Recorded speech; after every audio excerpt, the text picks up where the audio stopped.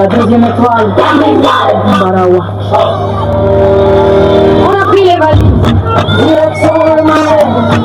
Et enfin, on a réduit dans l'église. On a eu le Maroc, on mission pour nous dans le terrain, pas de pitié, pas de repos, maillot, ça rapporte comme on est le prix comme un sachet. Vengo, ven pasta, une seule tête, une seule volonté.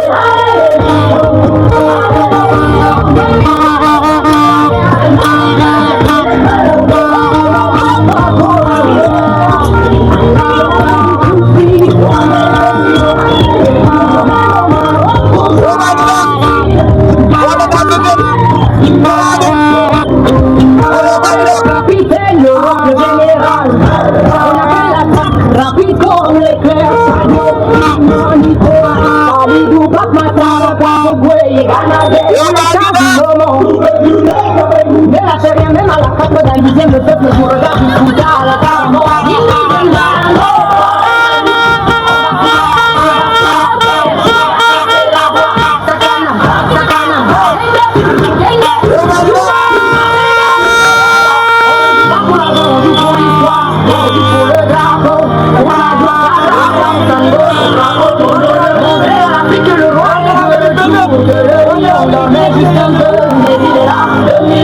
C'est notre année, Inch'Allah.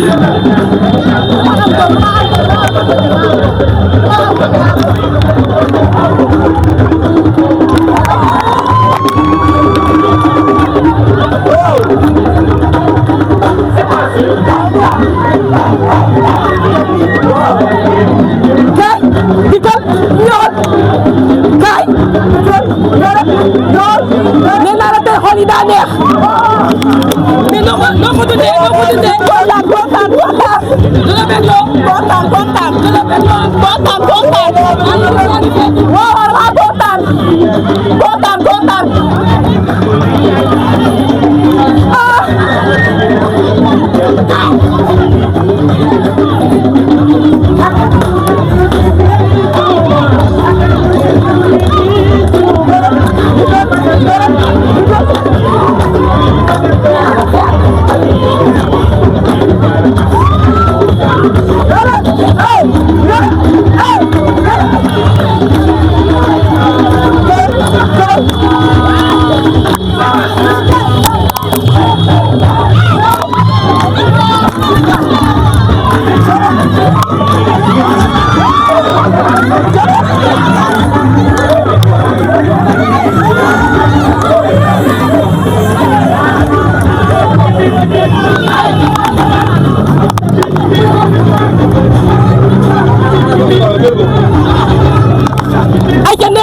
xol yi neex na si biir dañ si biir ma ne ko tey xol yi neex na ma ne ko tey xol yi neex na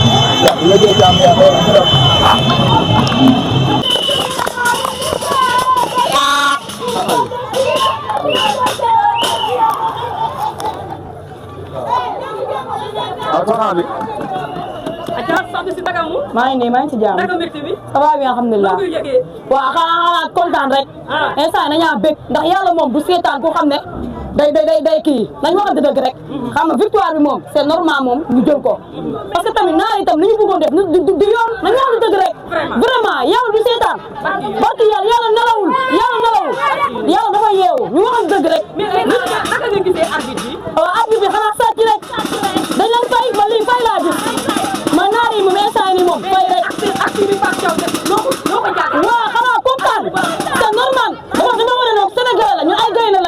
amuñu ragal mais Mendy nag foo ko fàtte Mendy. waaw Mendy moom waaw dafiy sagal Mendy dafiy sagal yàlla ko yàlla jàppale yàlla fay xolam barki yàlla xanaa bëggee su ma ñu tànn bee ko sawar ko